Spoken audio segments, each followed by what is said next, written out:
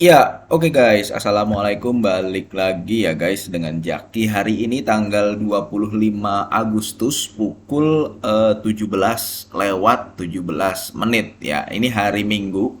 Bursa masih tutup dan gua mau coba ngecek aja ya. Jadi di akhir tahun 2023 kemarin ya, kira-kira bulan Oktober, November itu kan ada eh aksi boykot ya terhadap produk-produk yang terafiliasi yang katanya ya guys ya, yang katanya dianggap terafiliasi dengan Israel ya. Sehingga banyak nih masyarakat, terutama masyarakat Indonesia, sebenarnya nggak cuma di Indonesia sih ya, ada di beberapa negara lain juga melakukan aksi boykot terhadap brand tersebut. Nah, gue mau lihat, kita coba cek sama-sama yuk, apakah itu berpengaruh atau tidak. Itu guys ya. Nah sekarang kita bahas guys. Jadi ini kalau berdasarkan berita, lu bisa lihat di berita manapun ya. Ada beberapa perusahaan yang terkena dampak yang disinyalir ya guys ya, disinyalir atau dianggap atau katanya nih, ini gue salah satunya ngambil dari CNBC nih, terimbas boykot Israel. Di sini sih adanya ada MAPI ya, MAPI, ada MAPB, ada FAST, ada KFC, ada Unilever. Nah, gua ngambil sampel aja. Yang gua ambil ini adalah PT Map Boga Adi Perkasa ya, MAPB. MAPB ini launch Starbucks di tahun 2020. 2002. Kemudian Krispy Kreme tahu ya, dia masih satu naungan berarti di tahun 2006. Cold Stone di tahun 2008, akuisisi Genki Sushi di tahun 2018. Kemudian dia juga launch Subway di tahun 2021. Unilever gue nggak perlu jelasin lah ini perusahaan apa. Produk-produk rumah tangga banyak yang menggunakan Unilever. Kemudian fast food Indonesia TBK ya. Ini yang gue lihat barangkali yang nonton video ini ya guys ya, ada yang memang tidak berkecimpung di pasar modal ya. Ini yang gue tanda kurung ini adalah kode sahamnya dan ini adalah nama perusahaannya. Nah, PT Fast Food, nah, empat perusahaan ini gua ambil sampel yang memang dibicarakan di berita, gue ambil sampel. Ya, ini empat perusahaan yang datanya bisa gue lihat karena dia merupakan perusahaan TBK yang sahamnya bisa dijual dan dibeli. Gitu, kita sebagai masyarakat bisa membelinya. Nah, kemudian ada Fast Food Indonesia TBK. Ya, ini kode sahamnya FAST. Jadi Gilail Group memperoleh hak waralaba KFC untuk seluruh Indonesia. Kemudian ada Sari Melati Kencana TBK, memegang perjanjian waralaba Pizza Hut Indonesia dari Pizza Hut Asia Pacific Holding LLC. Nah, sekarang kita lihat nih guys. Ya, masing-masing. Pertama MAPB nih. MAPB yang tadi Starbucks ya guys ya. Di tahun 2020 dia rugi nih. Ini ruginya dalam miliar guys. Jadi minus 164 itu berarti dalam miliar.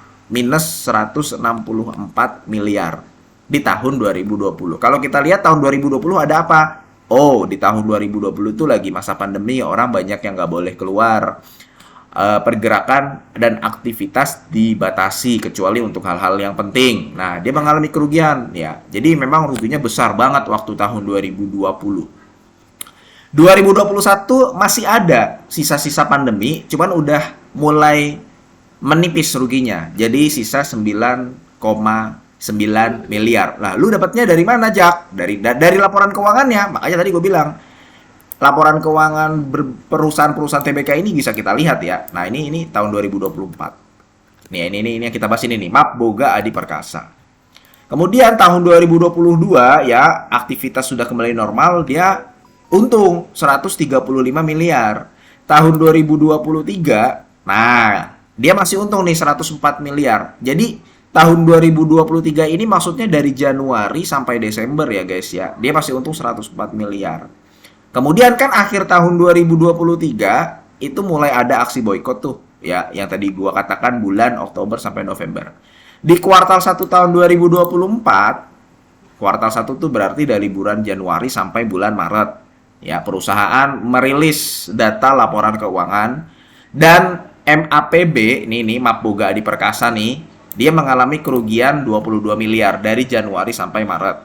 Kemudian dari April sampai Juni, itu berarti kuartal 2 tahun 2024, si perusahaan mengalami kerugian 50 miliar. Itu Maboga. Unilever sekarang. Unilever itu dia di tahun 2020 ya, dia untung 7,1 triliun. Nah, Unilever perhatikan bedanya ya guys ya. Kalau tadi kan kita ngomong miliar, sekarang triliun.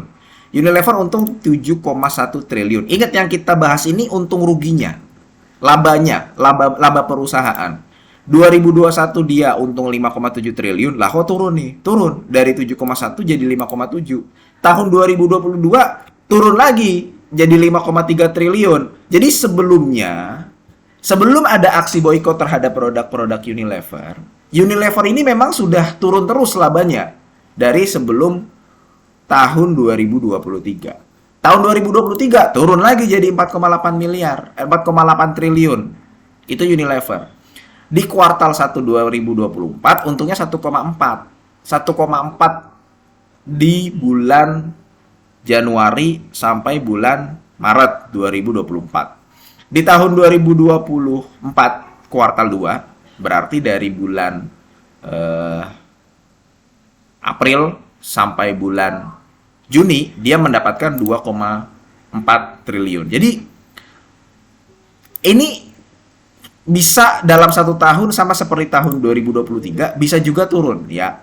Tapi yang jelas waktu tahun 2024 kuartal 1 berarti dari Januari sampai Maret dia mengalami penurunan. Ada di angka 1,4 triliun. Sekarang selama 6 bulan dia udah dapat 2,4 triliun gitu loh guys. Ngebacanya begitu ya. Dari Januari sampai Juni selama satu semester Unilever sudah bisa mencatatkan 2,4 triliun. Cuman kalau kita lihat dari yang sebelumnya tahun 2020 kan dia artinya sudah turun banyak kan. Kemudian FAST. FAST ini Fast Food Indonesia. Gelael Group memperoleh hak waralaba KFC untuk seluruh Indonesia. Ya. Di tahun 2020 dia rugi 377 miliar. Tahun 2021 rugi 295 miliar. Tahun 2022 rugi 77 miliar. Ruginya udah mulai membaik di tahun 2022. Tahun 2023 rugi 400 miliar. 415 miliar KFC ini. Ya, tahun 2023 dari Januari sampai Desember. Tahun 2024 dari bulan Januari sampai bulan Juni dia sudah rugi 348 miliar. Artinya selama tahun 2024 kalau memang aksi boikotnya terus berlanjut ya, aksi boikotnya nggak tahu ya, aksi boikotnya mungkin terus berlanjut, bisa jadi mungkin ya dia bisa mengalami kerugian lebih dari 500 miliar. Itu fast food Indonesia. Kemudian PZZA. PZZA ini adalah pemegang perjanjian waralaba Pizza Hut Indonesia. Dia rugi tahun 2020 93 miliar. 2021 untung 60 miliar. 2022 rugi lagi 23 miliar. 2023 rugi 96 miliar. Sampai tahun 2024 di semester 1 dari Januari sampai bulan Juni dia rugi 75 miliar. Jadi apakah aksi boykot mempengaruhi kinerja perusahaan TBK ya terutama ya? Jawabannya iya, mempengaruhi kalau dilihat dari data. Ada beberapa perusahaan yang memang sudah rugi. Contoh kayak PZZA nih, Pizza Hut. Ruginya bisa makin gede gitu loh guys. Kalau Unilever memang dari tahun sebelum-sebelumnya dia labanya sudah turun. Nah, kalau misalkan aksi tersebut terus berlanjut, labanya bisa makin turun juga. Kayak gitu. Jadi yang sudah rugi makin besar ruginya, yang tadinya untungnya makin menipis. Kayak begitu, guys. Nah, itu jawabannya guys ya. Apakah aksi boykot mempengaruhi kinerja perusahaan TBK? Kalau dilihat dari data ini, iya, mempengaruhi, sangat mempengaruhi. Nah, kemudian kalau misalkan kita nih guys nih ya, selaku pelaku pasar modal nih, ya berarti kan kalau Unilever praktis gue sebenarnya nggak ada yang megang keempat saham ini sih, nggak ada yang gue pegang keempat sahamnya. Bukan karena boykot, cuman karena memang ya perusahaannya rugi nggak. Kan kalau lu beli saham ya sebisa mungkin lu membeli perusahaan yang menguntungkan, yang untung. Kalau misalkan lu membeli perusahaan rugi ya nggak menarik gitu guys, nggak dapat dividen. Cuman memang perusahaan-perusahaan ini nggak masuk list gua pribadi, jadi gua nggak beli sahamnya. Dan memang karena dia mengalami kerugian, buat apa kan kita membeli perusahaan terus kemudian perusahaannya mengalami kerugian dan labanya makin kecil. Contoh Unilever itu, gitu guys. Jadi ya itu balik lagi ke pertanyaan apakah mempengaruhi? Ya, jawabannya mempengaruhi. Oke, mudah-mudahan video ini bermanfaat dan semoga lu sehat selalu ya guys ya, sehingga kita bisa bertemu kembali di video-video selanjutnya. Ini bukan ajakan jual beli. Gua akhiri, wassalamualaikum warahmatullahi wabarakatuh.